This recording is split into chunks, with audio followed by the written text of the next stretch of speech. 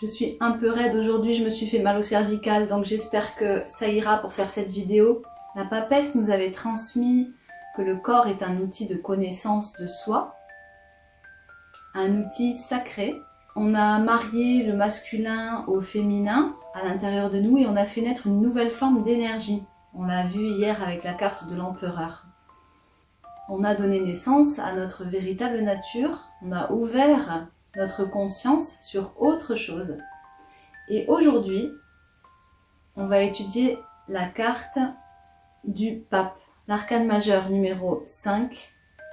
Qui mieux que le pape peut représenter cette connexion au divin et nous l'enseigner?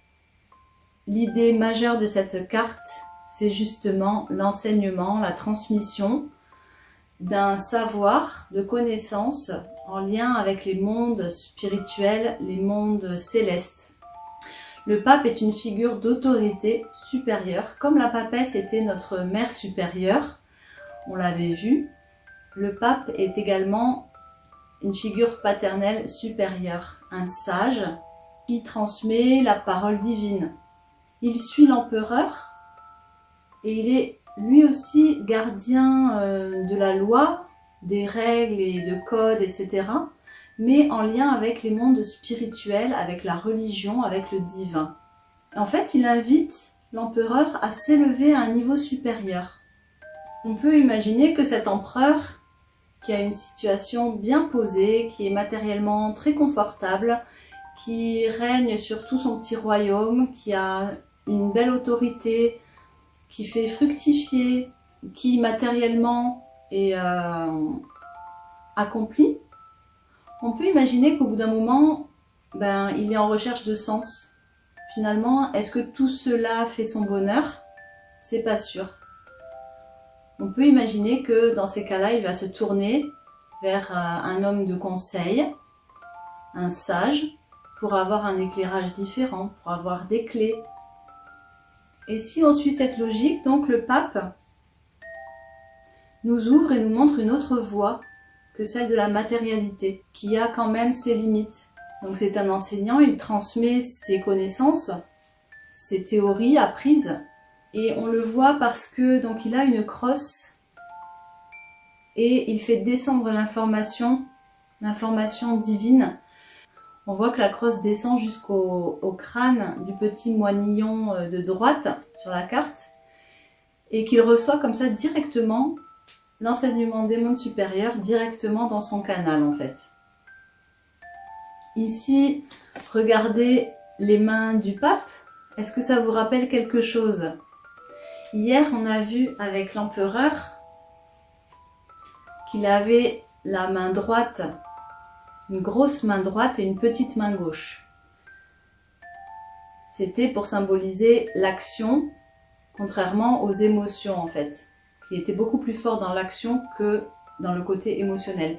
Ici, c'est l'inverse. On a un pape qui a une grosse main gauche, une petite main droite. Donc la main gauche, qui est beaucoup plus grande, c'est pour représenter justement son côté réceptif, son côté émotionnel. Il est généreux, il est bienveillant. La main qui tient cette crosse, c'est la main du cœur. On voit qu'en plus il a un gant avec une croix dessus pour marquer le sacré. On peut se dire aussi que c'est la pureté, il ne veut pas corrompre le message en fait. Il ne veut pas corrompre le message divin.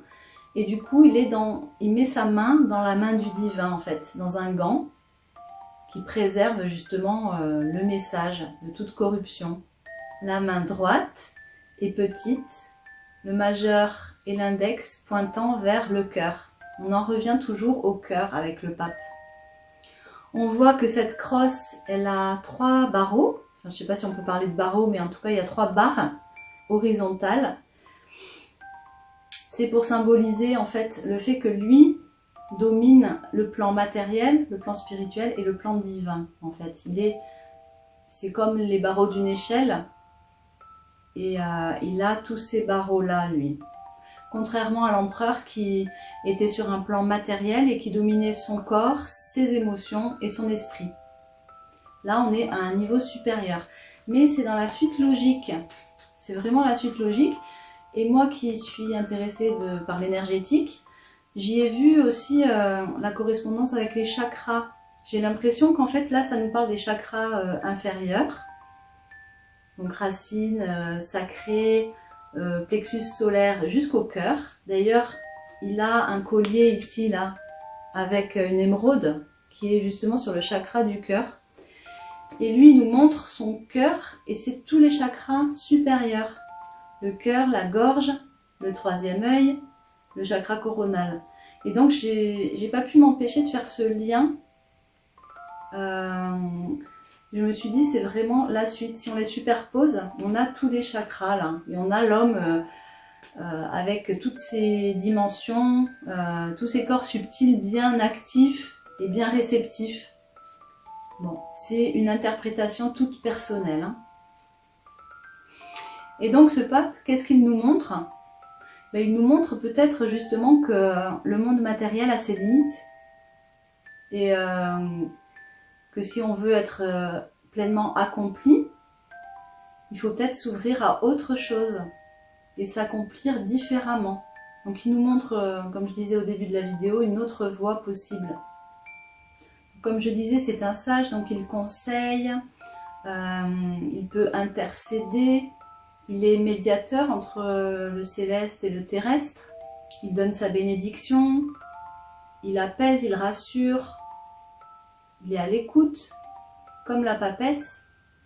Il est dans le don, dans la transmission, donc c'est une carte de générosité aussi, de bienveillance. Le pape apporte la notion de sens de l'existence. Il apporte aussi la notion de morale. Donc quel sens veux-tu donner à ta vie? Quelle est la valeur ajoutée que tu vas donner à ta vie? On est plus dans l'être finalement que dans le faire. Le chiffre 5, c'est un chiffre de crise. Il y a un élément extérieur qui arrive et qui vient perturber la stabilité du 4. Et ici donc c'est le sacré qui vient perturber notre tranquillité, qui vient bouleverser nos certitudes. Ça me fait penser, voilà, quand on est en phase d'éveil et que d'un coup, toute notre réalité, toutes nos perceptions n'ont plus aucun sens. Et on est obligé d'aller chercher ailleurs le sens, un sens nouveau à notre existence. C'est vraiment ça et ça marque le début de quelque chose d'autre, une autre voie. On voit qu'il est devant deux colonnes, tout comme la papesse. Là, elles sont vraiment bien visibles, ces colonnes. Tout simplement parce que lui, ce qu'il nous partage, c'est quelque chose que tout le monde peut entendre.